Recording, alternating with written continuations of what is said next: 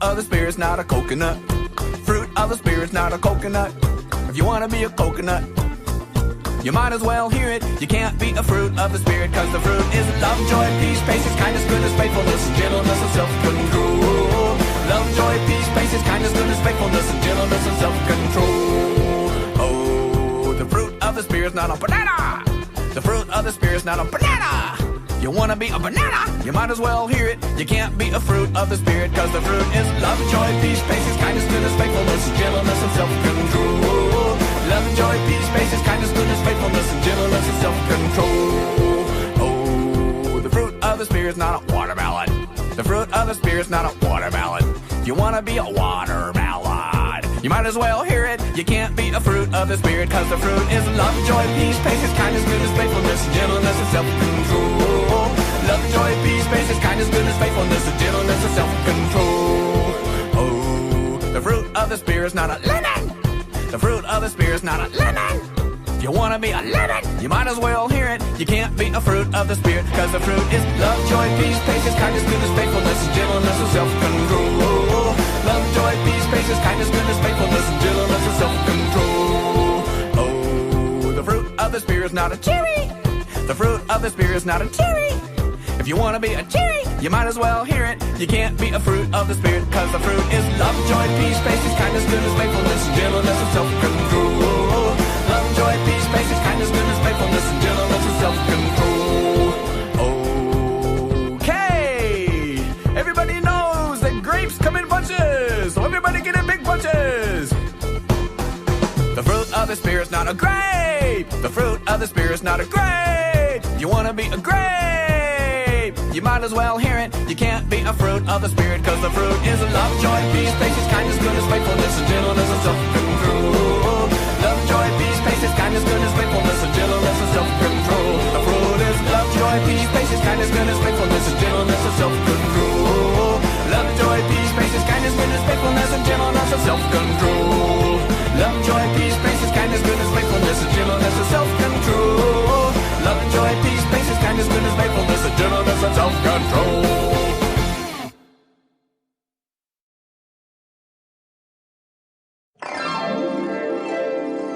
Hello there, everyone. Hi, boys and girls. We're happy you've joined us for another Story Hour get-together. Your story has something to do with happiness, doesn't it, Aunt Sue? It does, Uncle Dan. It's the story of two young men who tried to find happiness. I call the story Coal Oil Johnny.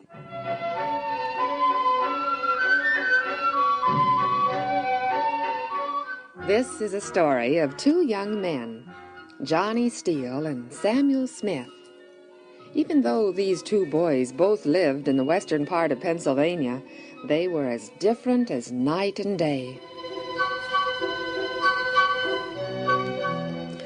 Billy Smith, Samuel's father, was a blacksmith back in the days when there were many blacksmiths. But Mr. Billy Smith was a good smithy. He could well have been the model for Longfellow's eulogy. His brow is wet with honest sweat. He earns whate'er he can, and looks the whole world in the face, for he owes not any man. Mr. Billy Smith was no mere shoer of horses. He could make a knife, a plow, or a drill that would go through rock or iron. Billy Smith? Best smith in the country, probably the whole world. Neat, too, he is, and a craftsman if ever there was one. Billy Smith loved one thing above all else, his son Sam.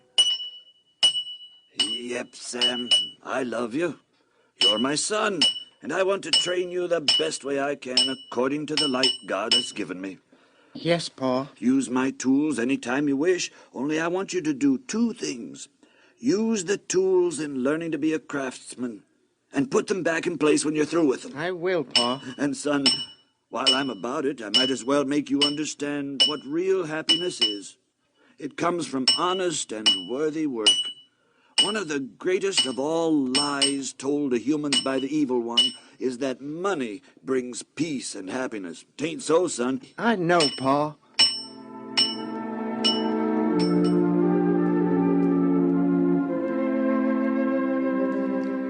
Johnny Steele lived near Titusville in Venango Valley. He was an orphan boy who had been taken into the McClintock family, farmers.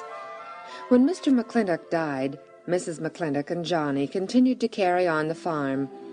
From its rocky soil, they managed to eke out a frugal living.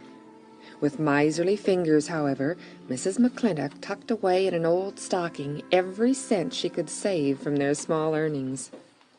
I'm a-gonna tell you something, Johnny, and don't you ever forget it. Money. Money is the most important thing in all the world. Make all the money you can, Johnny, in any way you can. Then save it. Build yourself a fortune. That's the only way you can come into happiness. Yeah, Aunt Sally.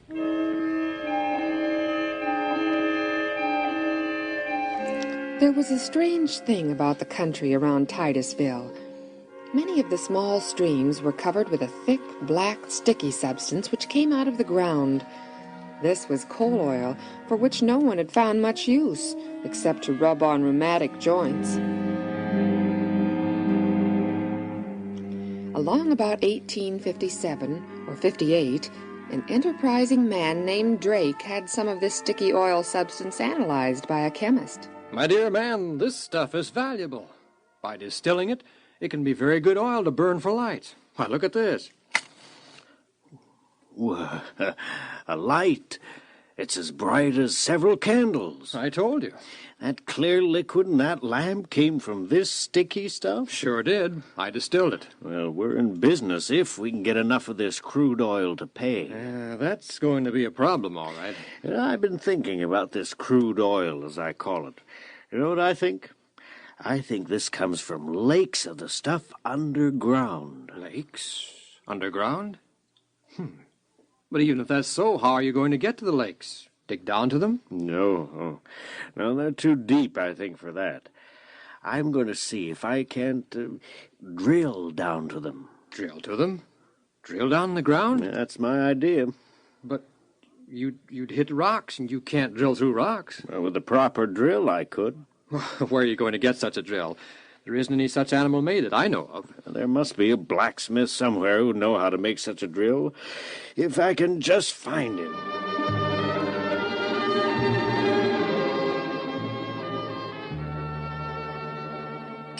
Good afternoon, sir. Good afternoon, stranger. What can I do for you? Make me a drill that'll drill through solid rock. Did I understand you to say that you want me to make a drill that'll drill through solid rock? You sure did. And I was directed to you as the blacksmith that could do just that. Oh, it can probably be done all right. But why in tarnation do you want to drill through rock? To get down where crude oil is. That sticky stuff you see on the rivers around here. I'm going to distill it and make oil to burn in lamps. Will you make the drills for me? I'll try, but I'm not at all sure of success. I'd want you to work right with me at the site of the drilling. That's the only way I'd even try. The digging would start over near Titusville. Well, I guess me and the family can move there if necessary to turn the wheels of progress. I don't even know your name. Drake, Mr. Smith. Colonel Drake. I'm with the Seneca Oil Company. So the Smiths packed their few belongings in an old spring wagon and moved to Titusville. Billy Smith, with his son Sam, now 16 years old, went to work for the Seneca Oil Company, digging an oil well. They started first to dig through sand, but it caved in, and the digging came to a halt. I guess we're stuck, Mr. Smith. Oh, don't give up yet, Colonel. It don't pay to give up. No, that's easier said than done. I got an idea. Maybe it'll work and maybe it won't. Well, anything's worth trying. Well, send someone to town to get some pipe. The largest pipe you can find. 6-inch if possible. 50, 60, 100 feet. Yeah, but what good'll pipe do? We'll drive the pipe down through the sand until we hit solid rock. And then we'll pump all the sand and water from the pipe and then put the drill down inside the pipe and drill through the rock. It'll work. I know it'll work. I'll go get the pipe. I'll go get it, Colonel Drake. No, I'll get it. You stay here and help your father make the necessary tools and drills. I'll be right back.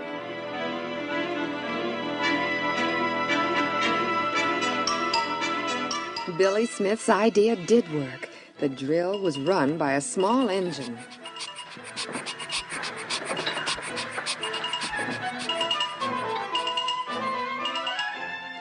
On August 27th, 1859, Mr. Billy Smith and his son were the only two at the side of the well.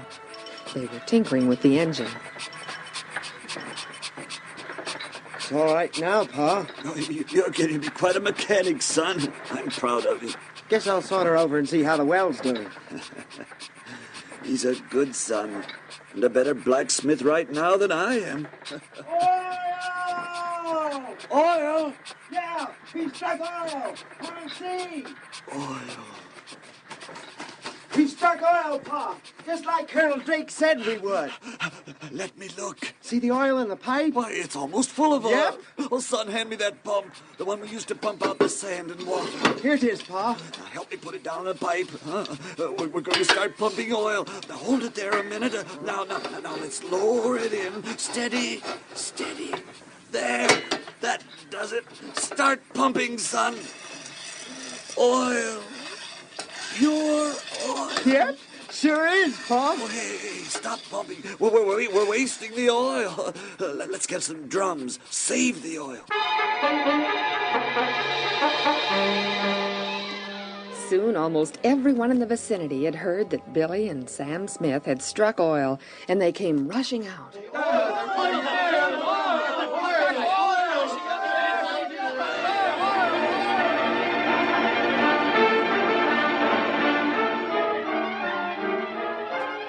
That was the world's very first oil well, the beginning of all the oil strikes and excitement and stampedes that have occurred since then.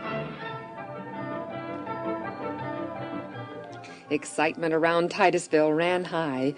Farmers and landowners were all anxious to sink oil wells on their land, hoping to find oil and become rich. Since Billy Smith was the original oil well driller, he was deluged with offers to drill for others. But Billy Smith turned to each one and looked them straight in the eye. Nope. Can't do it. Colonel Drake and me, we ain't got no written contract, but I figures how I owe him at least 3 years of work. So I guess I'll just stick by him. And stick by Colonel Drake, Billy did. Meanwhile, Mrs. McClintock was approached by an oil promoter. Mrs. McClintock, I'm sure there's oil on your farm. Indications all point to it. How about it, Johnny? He's right, Aunt Sally. I'm sure there's oil aplenty neath our farm. Want to sell your farm? Nope. You ain't the first that tried that, mister. Well, how about leasing the oil rights to me? Now, what does that mean? My company would put down wells, and you'd get a royalty from all the oil we got. How much would that amount to? Well, I don't know. It depends on how much oil there is on your farm, Mrs. McClintock. Would it cost me anything? Nope, not a cent, Mrs. McClintock. We'd put up all the money to drill the wells and do all the work. You'd be paid so much for every barrel of oil. Is it a deal? Johnny, what do you say about it? Money's the basis of all happiness, Aunt Sally. You said so yourself. It's a deal.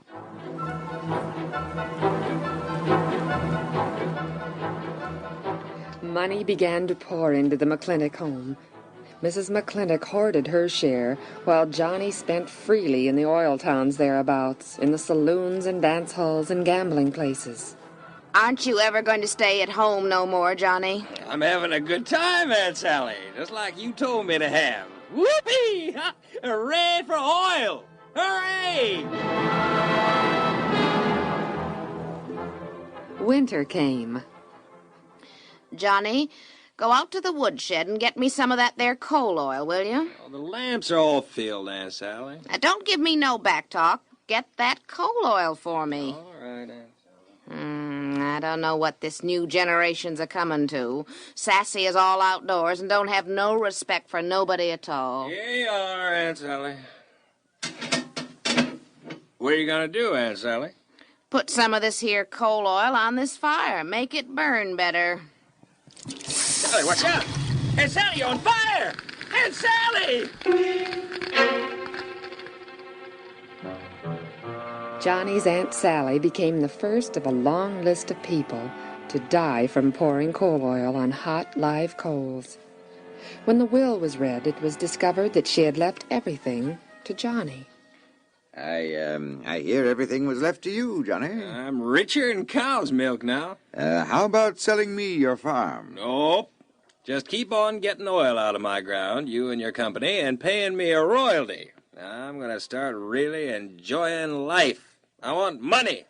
Money means fun. Eat, drink, and be merry is my motto. I'll buy diamonds, I'll wear expensive clothes, stage oyster suppers, see all the shows, drive spirited horses, dance with pretty girls. That's what money will get me. Hooray for money! Yes, sir, hooray!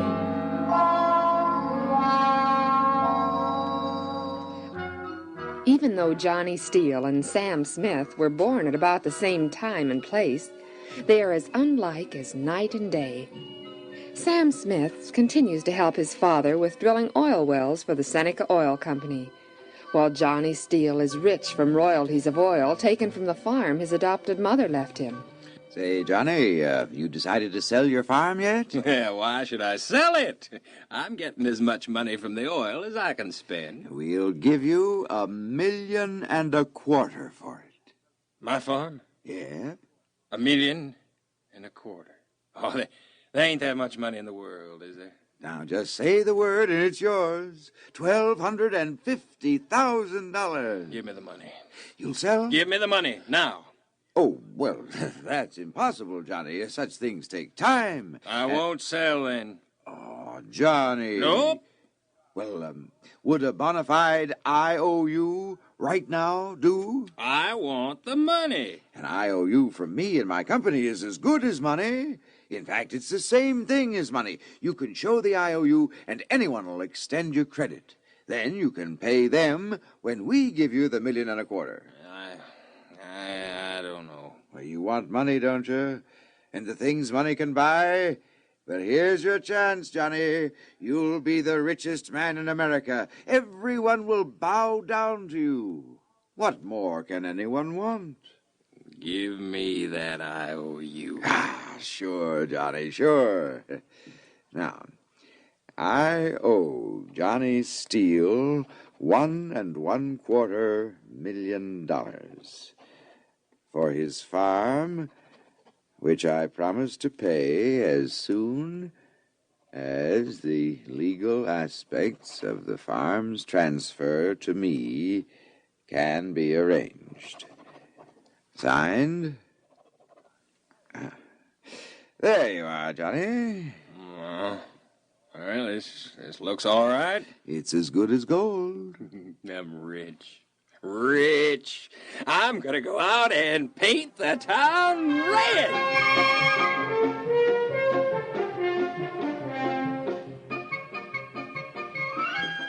Johnny discovered that the IOU did open up the mysteries and marvels of being rich. With it, he traveled to Philadelphia and purchased a $16,000 carriage and a $2,000 team of horses. He paid $25,000 for 6 months at a hotel. Faster, Johnny, faster! Come on, get up! There comes Coal Oil Johnny and his gang. Yeah, did you hear that, Johnny? That boy called you Coal Oil Johnny. Yeah. Come on, get up!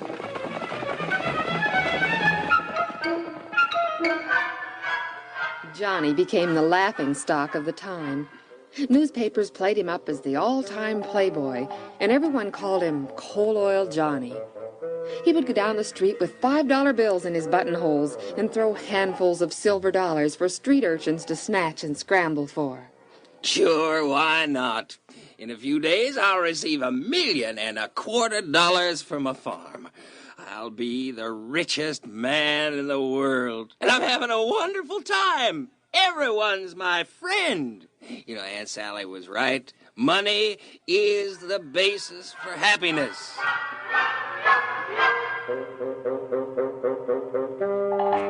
Meanwhile, Billy Smith and his son Sam had served their 3-year tenure with the Seneca Oil Company. What are we going to do now, Pa? The oil business is growing by leaps and bounds. Fortunes are being made every day. It's a new and quick way to make money, and you and I helped start it. We can practically write our own ticket if we stay in oil. Yeah, Pa, but money isn't the way to happiness. You taught me that yourself. All this scrambling and fighting and cheating to get money is the devil's way of seeking happiness.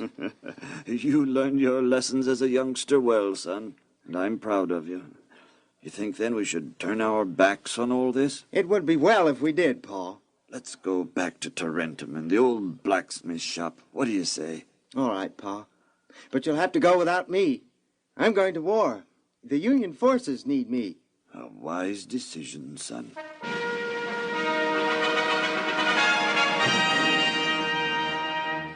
Sam Smith served well, bravely with the Union forces during the Civil War. The war ended and Sam went back to western Pennsylvania. The excitement and speculation in oil was growing to a red-hot pitch. Things have changed. Everyone seems excited. Ah, greetings, Sam. Glad to see you back. Howdy. Well, what are you going to do now that you're out of the army? Well, I haven't made up my mind. Fortunes are being made every day in oil. And being lost, too, I'm told. Well, a shrewd man could establish himself as the king of capitalists. And you're shrewd, Sam. You know the oil game. You and your father helped start it. Now, why don't you get your share, huh? With your shrewdness and know-how, plus my guidance, you could have the cream of the world, as Coal Oil Johnny is having. You know him, don't you? I've heard of him, yes. Well, I gave him his start. In fact, I arranged for the sale of his farm. He owes his success to me. Let me manage your affairs too, Sam, and you'll be rolling in wealth. Several men have offered me fabulous rewards if only I'd get back into oil. Look at this seething, roaring tide of oil men around you. I see no peace or joy in their faces. I want to make something, not merely find something. So my answer is no. What are you going to do? You have to do something. Well, I'm going to be a carpenter.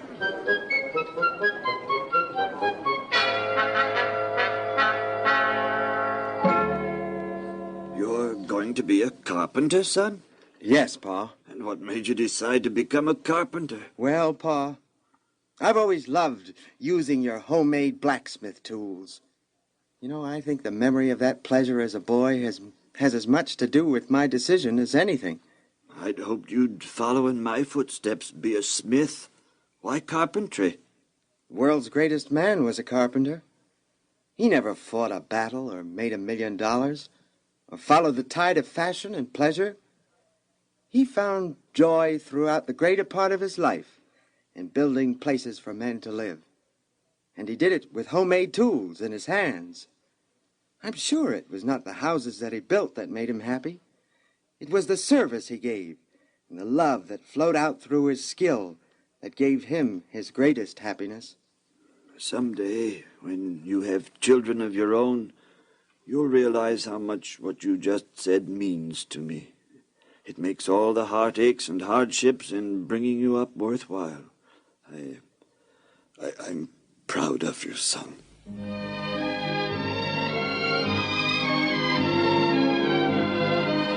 Sam Smith became a carpenter and did his work well, taking joy and pride in doing it. The houses that he built were honest, well-built structures with a sturdy beauty of their own.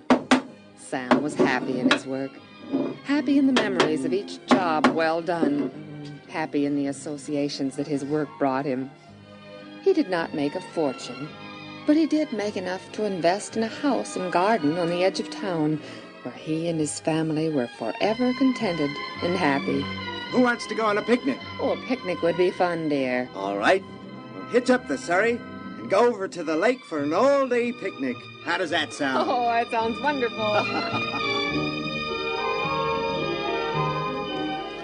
What about Johnny Steele, Coal Oil Johnny? Is he happy with all his money and friends? I'm having a wonderful time. Everyone's my friend, and you're my best friend. Hurrah for my best friend. Hurrah for Coal Oil Johnny. Long live Coal Oil Johnny. Yeah, pal, you're right. I'm having worlds of fun. I'm the richest man. Say, pal, when do I get that $1.25 million? What $1.25 million? You know. I do? I hope you're kidding. I'm not kidding. What $1.25 million? That you owe me for my farm. Oh, that. When do I get it? Now you're kidding. I've already paid you. What is this anyway, the runaround? You do have the money. At least I paid you. That's not the truth, and you know it. I have signed papers to prove it. So that's it.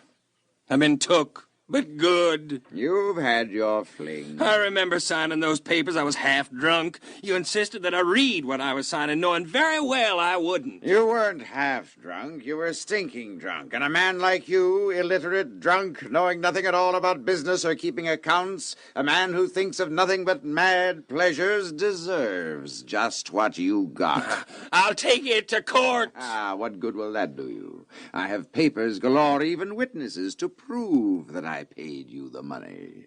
People will believe it, too. They will believe that you spent the money on riotous living, just as did the prodigal son of old. My friends will help me. They'll come to my rescue. Friends? Why, they're good-time friends, Johnny. Every one of them. With your money gone, they'll fade away like the dew on a hot morning. And that includes me. Goodbye, Johnny.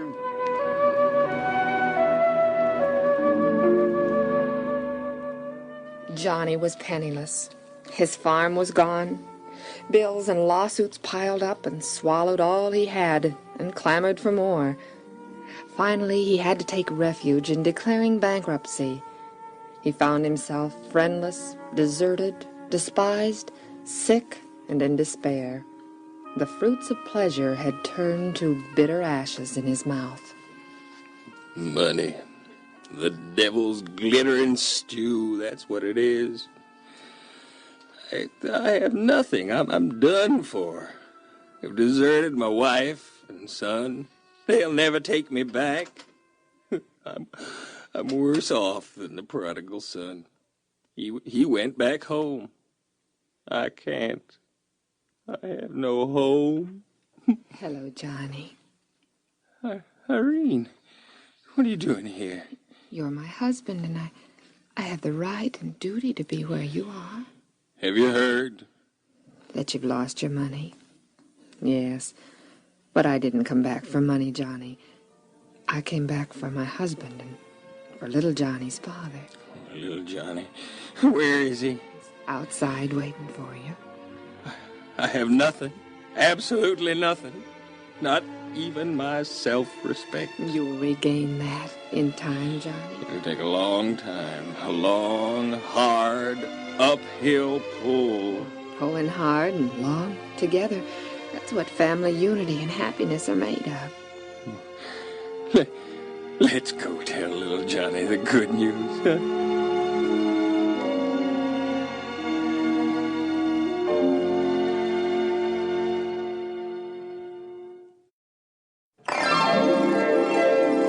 Hello there, Aunt Sue. Hello, Uncle Dan. And hello to all of you that came to be with us today. Aunt Sue, I hope you have another of your true-to-life stories ready for us today. Indeed I do. And I think that our older boys and girls who are beginning to date will be especially interested in this one. Oh, well, I hope it doesn't leave out our younger listeners. Well, actually, Uncle Dan, although it is about dating, it also involves choosing one's friends. And I'm sure all our boys and girls are interested in choosing the best friends possible. Friends are important to everybody, and in many ways, they make us what we are. I'll agree with that, Aunt Sue. What you just said reminds me of a Bible verse that reads, "He that walketh with wise men shall be wise, but a companion of fools shall be destroyed." Yes, that's right. And another verse says that even a child is known by his doings. Well, tell me, Aunt Sue, what do you call your story? I call it Footprints. Danny Borden has taken Amy Carter, his girlfriend, to a party at Hunter's Beach House. Danny has had misgivings about going to the party because Greg Denver, who has organized the get-together, has a rather notorious reputation. But Danny soon discovered that almost all the kids planned on going. and he decided it might be a lot of fun. After he and Amy have arrived at the party, however, it hasn't taken Danny long to change his mind. Amy, come on. Stop pulling me. Come on, out here in the entry. Okay. Now what is going on? What's going on? We're going on, that's what. On home. Leave the party at 8 o'clock? That's right. Why? Why do we have to leave? I don't understand. Just listen in there. Yeah, so? I shouldn't even have brought you here. Honestly, Danny, don't be ridiculous. What a prude. Amy, that doesn't sound like you. Amy, that doesn't sound like you. Suddenly, Greg Denver, the party organizer, momentarily appears at the doorway, guitar in one hand, beer can in the other. He quickly sizes up the situation. Well. Going home early, Danny boy, so Mommy can tuck you in, huh? See you around sometime, Aim. Sure, Greg. See you. Amy? Well? Well, you know what kind of... Come on, let's go home. The next day, Amy is enjoying the afternoon sprawled out on the front porch glider.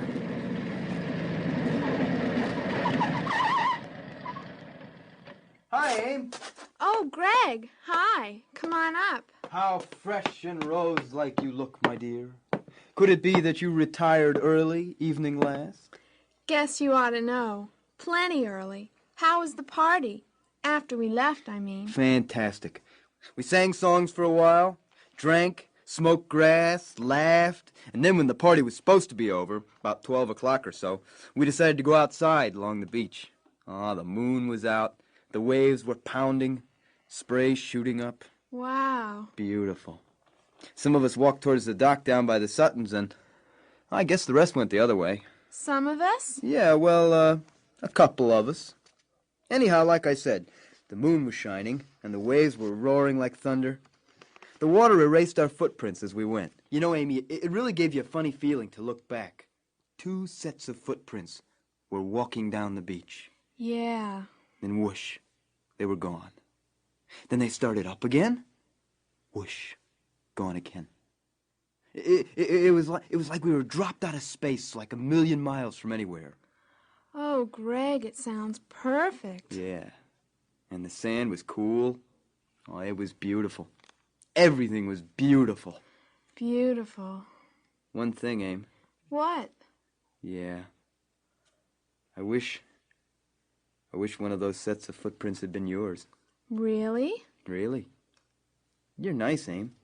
A little serious, maybe. What you need is to have a little fun with somebody besides Mr. Wallflower. Danny's okay. Sure, but you need somebody to show you around. I mean, take you out and let you live a little. Let's face it, 8 o'clock is a little early to... Yeah, I know what you mean. You need to get in the swing of life. Learn what it's all about. I can tell you, it's more than church parties and Sunday school picnics. I guess I really haven't had much fun. Of course not. Listen, I'm having a party at my place next Sunday night. It's just the party for the new you. Will you come? That'd be neat, Greg. Great. You'll see what it's like to have a really good time. Amy? Yes, Mother? Danny just called. Said he's coming right over. Oh, well, I guess I better clear the field for Daniel Wallflower. Oh, I wish you didn't have to go. Yeah, well, maybe someday we'll make the medieval scene with a bloody duel, huh? See you later, footprints. Bye. See you later, footprints. 2 sets of footprints walking down the beach. Some of us walked towards the docks. Everything was beautiful. Amy? Oh, it's you. Yeah. Amy, I hope you're not sore about last night. It's just... Well, it wasn't the kind of party I thought it was going to be. I suppose you expected a quilting bee or something. No, but I didn't expect it... Well, that either. Oh, Danny, really? Amy, you're not the kind of girl to be at a party like that. I mean, well, you're a nice girl, and I kind of think of you as my girl.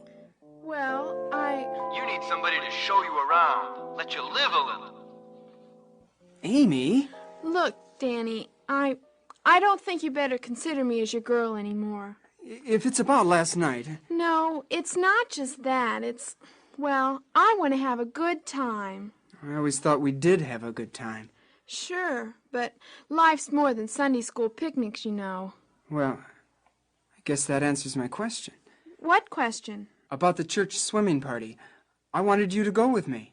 I'm sorry, Danny. I'll be busy that night. I don't suppose Greg has anything to do with this? What if he does? I'm warning you, Amy.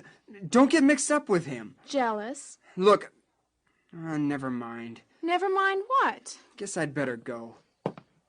I just hope you're smarter than that alley cat. Danny! Well, he is. Please be careful, Amy.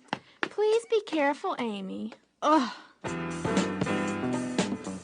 A couple days later, at the malt shop around the corner from school, Greg is bragging to his buddies. He's completely unaware that Danny is seated at the booth directly behind him and can overhear his conversation. Here's your order, Greg. Thanks, baby. Good food and plenty of women is all I need. Hey. Speaking of women, I hear you got a couple of new ones on the line, huh? Yeah. Well, you know what they say about variety. But there is one in particular. Amy Carter. Boy, did she dig that moonlight stuff. Hey, hasn't been around much, has she? No, but she will be. She's coming to my place next Sunday. I told her I had a party planned. And boy, I sure do. Not wasting much time, are you? Of course not. And what about Carol? What about her? Just because we make the scene together for a couple of months doesn't mean I bit the dust. Carol can go too, man. Okay. Besides that, she kind of lost her touch. I like my roses nice and fresh. At this point, Danny can take no more. He quietly edges his way from his booth and heads for the door. But Greg spots him. Hey, hi there, Danny boy. How's the old early to bed, early to rise expert? Hey, boy.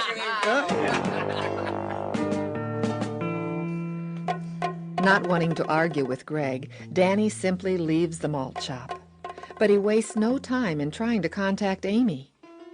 When her phone rings, Amy eagerly snatches it up in anticipation, hoping to hear Greg's voice on the other end. Hello? Hello, Amy? It's me, Danny. Oh, hi, Danny. How have you been? I mean, I haven't seen you lately. I thought maybe you were sick or something. It's only been a few days since the party, Danny. How have you been? Okay, except everybody at church, they all asked about you. Oh, they did, really? But, like I said, I've been busy. Amy, don't let Greg... That again. You don't need to worry about me. I can take care of myself. Look, Amy. Goodbye, Danny. If Daniel Wallflower thinks he's going to run my life, he'd better think again. Hello? I wanted to tell you not to go to Greg's. Goodbye.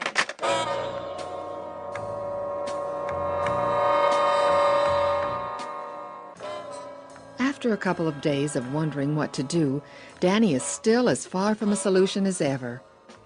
Finally, on Sunday night, Danny finds himself circling Amy's block, trying to get up his courage to attempt reasoning with her one more time, to try to talk her out of going to Greg's. Then suddenly he sees her leave her house, so he follows her at a discreet distance as she walks to Greg's.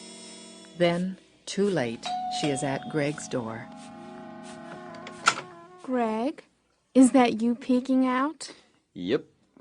Just checking. I don't let real people in, just footprints. Do I qualify? You qualify. But as Greg pulls the door open for her to enter, he catches a glimpse of Danny, who is still standing just down the block. Well, who have we here? Hi there, Sherlock. Sherlock. Danny? Is he out there? Look. Yuck, what a creep. Forget it, baby. Come on in. Am I early? Where is everybody? Everybody's here. But you said a party. Well, I invited all the interesting people I know. You. Oh. Sit down. I'll get our ambrosia. At first, Amy feels a bit strange, But she slowly begins to warm a bit to the whole idea and settles down on the couch. Pretty soon, Greg returns with a snack tray. Say, Aim, before I forget it, there's going to be another party out at Hunter's in a couple of weeks. Oh? Yeah, I thought maybe you'd like to meet me there. We all just sort of converge on the place, and then the fun begins. Sure. It sounds terrific. Terrific. Here, eat up. And besides, if we just meet out there, it might not be so obvious to the shadow. I know what you mean. Sometimes I think he could join Pinkerton's the way he keeps track of me. Yeah. Well, he's the type. Just doesn't know when to give up, huh, baby? You remember what I told you about the party, don't you? Remember? I've gone over it 1,000 times in my head. What part did you like the best? After the party. About the beach, I guess. I thought maybe. I thought you'd be the kind of girl to really dig the freedom and the romance of the beach, the waves, moon. It does sound nice. And one of those sets of footprints will be yours this time. And whoosh, they'll be wiped away. Yeah, I guess so. Of course, being alone anywhere is nice. Yeah, well, I really don't think I should be staying. I mean, I thought there would be other people here. Come on now. Remember, I told you, you need a little fun. Well, I know, but, well... Oh, come on. Snuggle back here. Relax. Really, Greg, I should go. Yeah, okay, baby, whatever you say. Here, let me help you up. Footprints. You're like the summer wind, warm and beautiful. That sounds nice. And it's true. I'll be calling you, and then don't forget the beach scene in a few weeks. Oh, I could never forget. Okay, I'll see you then. Bye.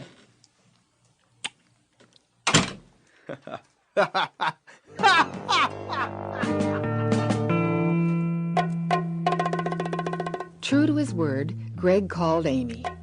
In fact, he made it a practice to call her every day and to try to see her at school whenever possible.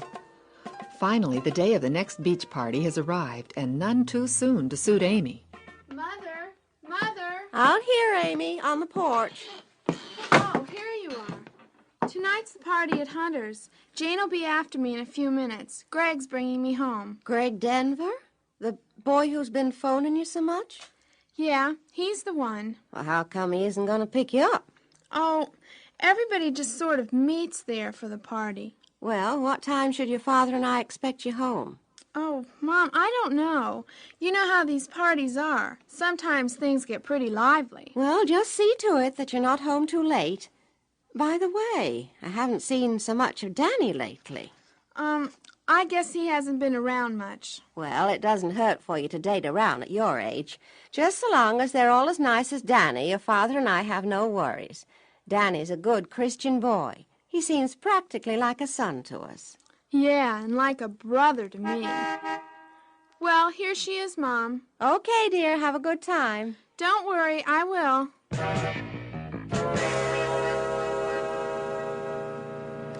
I was kind of surprised to hear from you. Didn't you check out of the last party pretty early? I'll say, but that wasn't my idea. I can just imagine whose it was. Danny's pretty straight. Too straight. I sure have missed out on a lot of happenings. I take it you're in for a piece of the action now. Well, let's just say that my Sunday school picnic days are over. Talk about boring. Oh, I thought they were fun at the time, but I think maybe I'm beginning to learn. Yeah. Well, with Greg as a teacher, you can't miss. Well, I've heard my folks say it dozens of times. You're only young once. So I guess if I'm going to learn what life's all about, there's no time like the present. Yeah.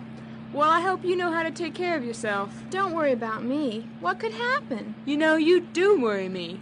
Watch yourself.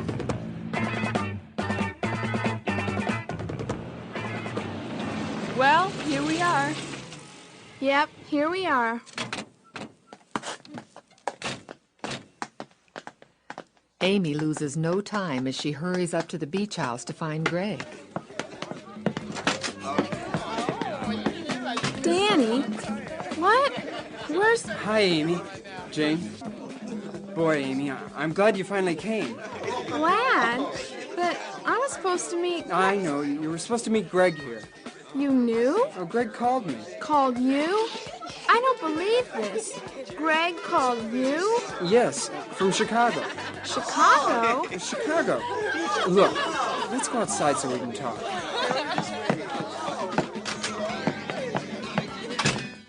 It's kind of a long story, Amy. Greg is on his way to Texas. Texas? Yeah, he's joining the Air Force. Says he's got to get away. He, told me you'd need a way home from here. At least I'll give him credit for that. I asked him why he had to get away so fast. Problems, man, problems, he said. What problems? It's Carol, Amy. Carol? Yeah, Greg's ex-babe, as he put it. So? She's pregnant, Amy. Pregnant? Amy looks at Danny with utter disbelief. But slowly things start to fall together. She can almost hear Greg say, The sand was cool.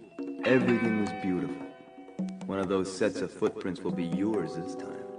Oh, Danny, I'm so stupid. He made it all sound so romantic. Just a walk down the beach on a moonlit night. When I think of how close I came, pregnant. Oh, Danny. Yeah. Oh, by the way, Greg gave me a message for you. Oh? Yeah, tell Amy it only looked like the footprints washed away. It only looked like they washed away. Yeah, what do you think it means?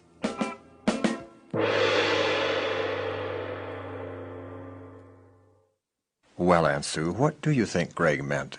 It only looked like they washed away. Uncle Dan, I think Amy knew what he meant. Oh? Yes, I think she learned that night that your footprints never wash away. That whatever you do is done, and the effects of it can never be undone. Well, I guess that's true, Aunt Sue. Even if nobody ever knew that you did something wrong, you would still live with the memory of it. Of course, we shouldn't forget, Uncle Dan, that even though we do still carry the knowledge of our sins, and that others may be affected by what we have done, God is always ready to forgive us. Right. And how wonderful it would be if our actions could influence others to live good lives. You mean we should leave good footprints? Well, I guess you could look at it that way. That reminds me of what one of our best-loved American poets, Henry Wadsworth Longfellow, said about footprints. What's that, Aunt Sue? Well, he put it this way in his poem, A Psalm of Life. Lives of great men all remind us we can make our lives sublime, and, departing, leave behind us footprints on the sands of time. Footprints that perhaps another, sailing o'er life's solemn main, a forlorn and shipwrecked brother, seeing, shall take heart again.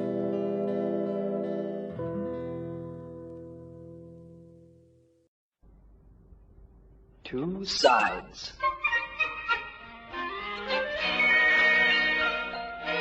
Katie Wilson, her mother and father, have recently moved to Singerville. In fact, the men with the moving van have just unloaded their furniture. And Katie is exploring her block, hoping to make some new friends. Hi, my name's Katie Wilson. What's yours?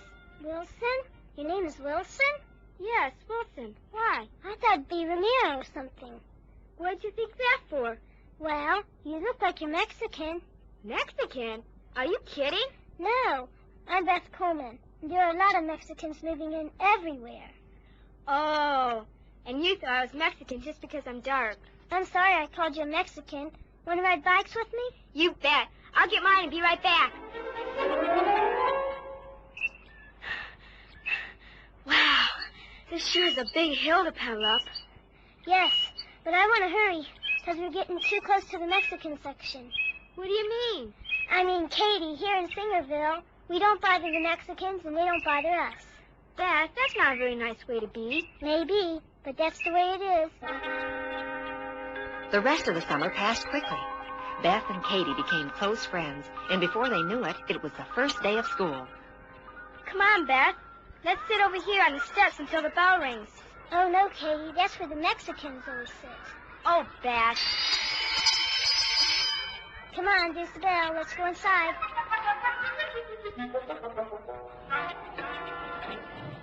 Okay, let's have it quiet right in here. Quiet, please. Young lady, you, by Beth Coleman. Me? Yes, you. Please move to the other side of the room. But that's the Mexican side. She's not Mexican. Beth, I was not speaking to you. Now please sit back down in your seat. She's right, ma'am. I'm not Mexican. You look Mexican. But my name's Katie. Catherine Wilson. Wilson's not Mexican. Your mother must be Mexican. She's not either. Well, for now anyway, please sit on the other side of the room, Miss Wilson. Now, class, you'll need several books this year. I have already brought in the books that you'll need for the Hey, don't cry. The first one is for science. Who are you? I'm Maria. I'm an American, too. I was born here like you. We all were. But because we have Mexican names, we sit over here. That's not fair. Why does she do it? Who knows? Maybe she thinks we aren't as good as they are. Or that we're dumb. Maybe she hates Mexicans. Who knows? But I'm not. I know. She'll put you back on the other side. But for a little while, you'll find out what it's like to be a Mexican in this school. Oh, I forgot about the English book for the Mexican side. When you come up to sign the register here in the front of the room for your book, don't forget to tell me which side of the room you sit on.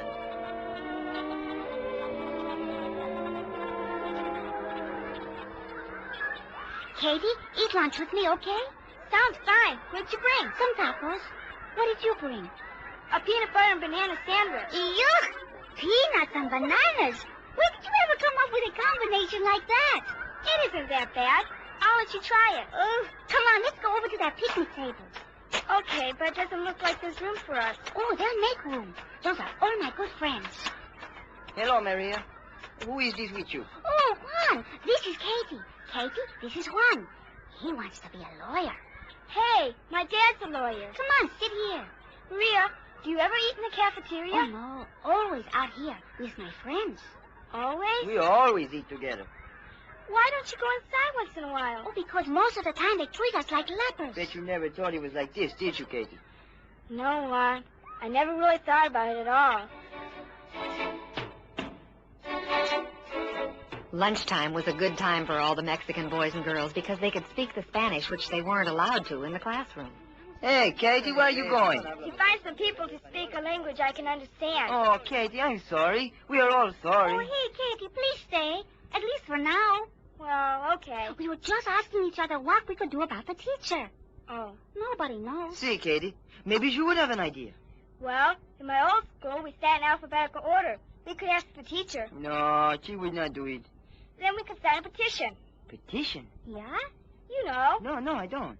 That's when people want a certain thing, they get together and make up a statement on a piece of paper. Go ahead. Well, they get as many people to sign it as they can. Then they give it to the person in charge. Who is that? The teacher. Yes, I see it now. We could do that. See. Oh, no, she would just throw it away. Maybe not. Sometimes this is the only way the minority gets to have their ideas heard. Oh, and we could make carbons, too. Yeah. Oh, Juan, you could write it. You could use the practice to be a lawyer.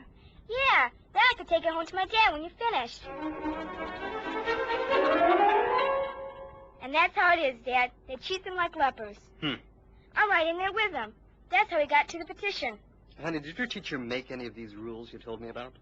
I don't know, Dad. What's your teacher's name? Miss Carey. Well, have you talked to Miss Carey about any of this? Well, no, Dad. Now, don't you think you should talk to her first before you do something that everyone would be sorry for later? But, Dad... Katie, honey, you need to look at this whole thing very carefully before you do anything, okay? Okay, Dad. Now, petitions are sometimes a good way of getting your ideas heard, but sometimes they don't work either. Why not? Well, they often do more harm than good. It could make your teacher mad, or even hurt her feelings. Would serve her right. But would that help the situation in this case? You need to solve the problem, not just get even or make it worse, you see? I guess so. Yeah, maybe you're right. You know, in the Bible it tells us that we should first go to our brother to make everything right. And Katie, don't you think this would be best? Well, I don't know. Well, maybe. I don't know. I gotta think about it. Well, you do that. And why don't you think about getting ready for bed, too? It's getting pretty late. Katie got up very early the next morning. It was still dark outside. She wanted to be first at school so she could talk to Miss Carey alone. Good morning, Katie. Good morning, Miss Carey. Aren't you here quite early for class? Does your dad drop off on his way to work? No, ma'am. He's a lawyer and doesn't go to the office until later. Oh, I see. Well, then why are you here so early? Well, you see, Miss Carey, I wanted to talk to you about yesterday. Oh, I know. I made a mistake. And I'm sorry, Katie. You may move back to the other side of the room. But that's not what I wanted to talk to you about. Well, Katie, what is it then? Miss Carey, I don't think that there should be a Mexican side. We are all American citizens born in this country. Go on, Katie. And, well, we would like to sit alphabetically. Everybody. Who's we? The Mexicans. And me. Why? Why what? Why do you want to be seated that way? Because I found out that they are people with feelings. They think you segregate them because you think they are dumb or inferior. Or maybe because you hate the Mexicans. Oh, no. No, Katie. No. All the other kids think that, too. Oh, no, indeed, Katie. I thought it would be easier to help them with their English. Dear, no. I thought they preferred to be together. Well, now you know we don't. Here's the roll book, Katie. What do you want me to do with this? I want you to make out a new seating chart, alphabetically. What else?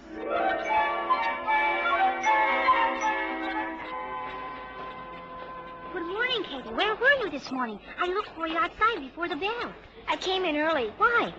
You'll see. Good morning, class. Today you will take your permanent seats in the order in which I call your name. Alphabetically. Yippee! Katie, did you hear that? That noon at the picnic table. Katie, how'd you like what happened in class today? Great, huh? Yeah. Hooray! We are not segregated anymore. Oh, yes, you are. What do you mean? Look at this table. Just look how you birds flock together, or whatever that saying is. Why don't you eat in the cafeteria, mixed with the other kids? Well, they might not want us. Yeah. They might think you don't want them either. Oh, that's silly. No, it isn't. Somebody's got to make the first move. Why can't we? That's a thought. My father says that self-segregation is the worst kind. How do you expect people to treat you equal if you don't think or act equal? Katie, tomorrow I will go with you to the cafeteria. Yeah, me too.